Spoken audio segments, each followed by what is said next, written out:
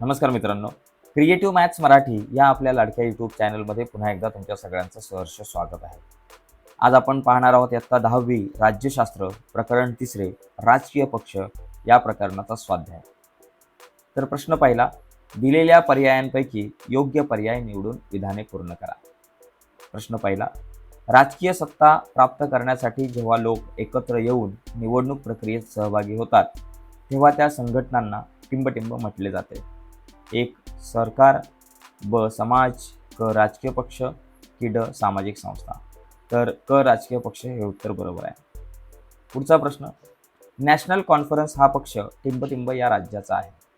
अ ओडिशा, ब आसाम, क बिहार की ड जम्मू आणि काश्मीर. तर जम्मू आणि काश्मीर हे उत्तर बरोबर आहे. पुढचा 3 जस्टिस पार्टी या ब्राह्मणेतर चळवळीचे रूपांतर टिंबटिंब या राजकीय पक्षात झाले. अ आसाम गण परिषद, ब शिवसेना, क द्रविड मुन्नेत्र कळघम की ड जम्मू आणि काश्मीर नॅशनल कॉन्फरन्स. तर क द्रविड मुन्नेत्र कळघम हे उत्तर बरोबर आहे.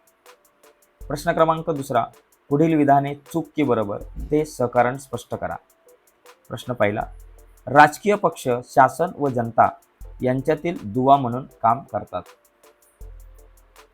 उत्तर, हे विधान बरोबर आहे, कारण 1 राजकीय पक्ष जनतेच्या मागण्या आणि गाऱ्हाणी शासनापर्यंत पोहोचवण्याचे कार्य करतात. 2 शासन पक्षांमार्फत आपल्या धोरणांची योजनांची माहिती जनतेपर्यंत पोहोचवून त्यांचा या कार्यक्रमांना पाठिंबा मिळवतात. 3 या धोरणांवरील जनतेच्या प्रतिक्रिया सरकारला सांगण्याचे कामही राजकीय पक्ष करतात. 4 अशा रीतीने राजकीय पक्ष शासन व जनता यांच्यातील दुवा म्हणून काम करतात.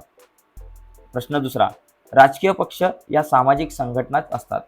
उत्तर, हे विधान बरोबर आहे, कारण 1 समाजातील काही व्यक्ती एकत्र येऊनच राजकीय पक्ष स्थापन करतात, म्हणजेच राजकीय पक्ष हे समाजाचेच अविभाज्य घटक असतात. 2 जनतेच्या समस्या सोडवण्याचा प्रयत्न राजकीय पक्ष करीत असतात.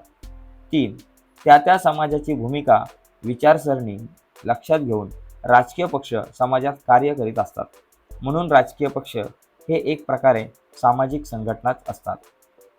प्रश्न 3, आघाडी शासनातून अस्थिरता निर्माण होते. उत्तर, हे विधान चूक आहे, कारण 1 1889च्या निवडणुकीनंतर कोणत्याही पक्षाला बहुमत न मिळाल्याने आघाडी सरकारे केंद्रात व राज्यात अधिकारावर आली. 2 पक्षांचा आपापला कार्यक्रम बाजूस ठेवून समान कार्यक्रमावर भूमिकेवर एकत्र येऊन हे पक्ष सरकार चालवू लागले. 3 1977च्या जनता पक्षाचा प्रयोग फसल्यानंतर आता केंद्र व राज्य पातळीवर आघाडी शासन चांगल्या प्रकारे काम करीत आहे, म्हणून आघाडी शासनातून अस्थिरता निर्माण होते हा समज खोटा ठरला आहे. प्रश्न 4, शिरोमणी अकाली दल हा राष्ट्रीय पक्ष आहे. उत्तर, हे विधान चूक आहे. 1 भारतीय निवडणूक आयोग हा राजकीय पक्षांच्या मान्यतेचे निकष निश्चित करून राष्ट्रीय व प्रादेशिक पक्ष म्हणून मान्यता देत असतो. 2 संसद आणि विधिमंडळात मिळवलेल्या जागा आणि निवडणुकीत मिळालेल्या मतांची टक्केवारी यांचा या अटीत समावेश असतो. 3 शिरोमणी अकाली दल हा राष्ट्रीय पक्ष म्हणून निश्चित केलेल्या अटीत बसत नाहीत. तो पंजाब राज्यापुरता मर्यादित व प्रभावी असल्याने या पक्षाला राष्ट्रीय नव्हे तर प्रादेशिक पक्ष म्हणून आयोगाने मान्यता दिली आहे. 3 प्रश्न 3, संकल्पना स्पष्ट करा. 1 प्रादेशिकता. उत्तर, 1 भारतात विविध भाषा बोलणारे, विविध परंपरा आणि संस्कृती असणारे लोक आहेत. 2 भौगोलिक विविधतेबरोबरच साहित्य, शिक्षण, इतिहास, चळवळी या बाबतीतही भारतात विविधता आढळते. 3 प्रत्येकालाच आपली भाषा, परंपरा, संस्कृती यांच्याविषयी आत्मीयता वाटते. या आत्मीयतेतूनच वरील सर्वांबाबत अस्मिता निर्माण होते.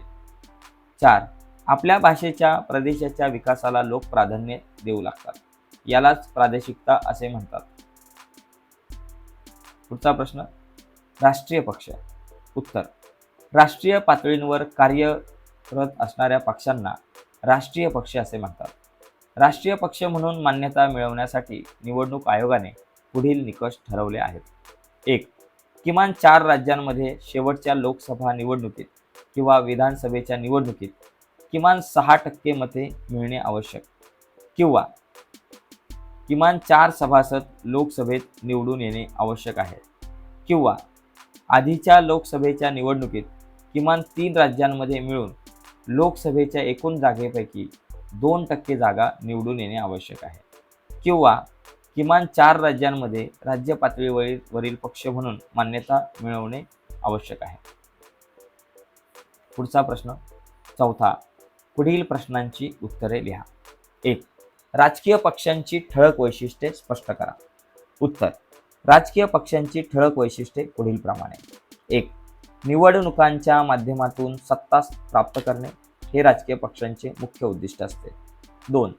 प्रत्येक राजकीय पक्षाची विशिष्ट विचारसरणी व धोरण असते. 3. आपल्या विचारसरणीप्रमाणे प्रत्येक पक्ष आपल्या कार्यक्रमांची अंमलबजावणी करीत असतो. 4. निवडणुकीत बहुमत मिळवणारा पक्ष सत्ताधारी बनतो, तर अल्पमतातील पक्ष विरोधी पक्ष म्हणून कार्य करतात. 5. राजकीय पक्ष सरकार व जनता यांच्यातील दुवा म्हणून काम करून जनमताचा पाठिंबा मिळवण्याचा प्रयत्न करतात. पुढचा प्रश्न 2. भारतातील पक्ष पद्धतीच्या स्वरूपात कोणते बदल झाले आहेत? उत्तर: भारतातील पक्ष पद्धतीच्या स्वरूपात पुढील बदल झाले आहेत. 1. स्वातंत्र्योत्तर काळात केंद्रात व राज्यात काँग्रेस हा एकच प्रबळ पक्ष होता. 2. 1977 साली सर्व महत्त्वाचे विरोधी पक्ष एकत्र येऊन त्यांनी काँग्रेसला आव्हान देऊन पराभूत केले. त्यामुळे एक प्रबळ पक्ष पद्धतीऐवजी द्विपक्षीय पद्धतीला महत्त्व आले. 3. 1989च्या लोकसभेच्या निवडणुकीनंतर एकाच पक्षाचे सरकार ही बाब संपुष्टात येऊन आघाडी सरकारे अधिकारावर आले. 4. प्रादेशिक पक्षांना केंद्रात महत्त्व येऊन आघाडी सरकारे स्थिरावले. धन्यवाद. तर मित्रांनो, आजच्या या चर्चेमध्ये आपण इथेच थांबूयात. नक्कीच व्हिडिओ आवडले असल्यास व्हिडिओला लाईक करा. नवीन असाल आपल्या चॅनलवर, अजूनपर्यंत चॅनल सबस्क्राईब नसेल केला तर आत्ताच आपला चॅनल सबस्क्राईब करून त्या बाजूला असलेली बेलचं बटन दाबायला विसरू नका, जेणेकरून आम्ही अपलोड केलेल्या प्रत्येक नवीन व्हिडिओची नोटिफिकेशन तुमच्यापर्यंत पोहोचेल. अशाच प्रकारचे स्वाध्याय इथून पुढच्या प्रकरणाचे सुद्धा आपण आपल्या यूट्यूब चॅनलवर अपलोड करणार आहोत.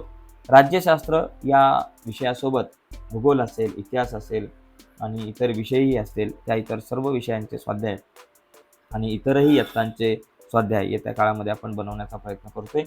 ह्या सगळ्या गोष्टी तुमच्यापर्यंत लवकरात लवकर पोहोचतील.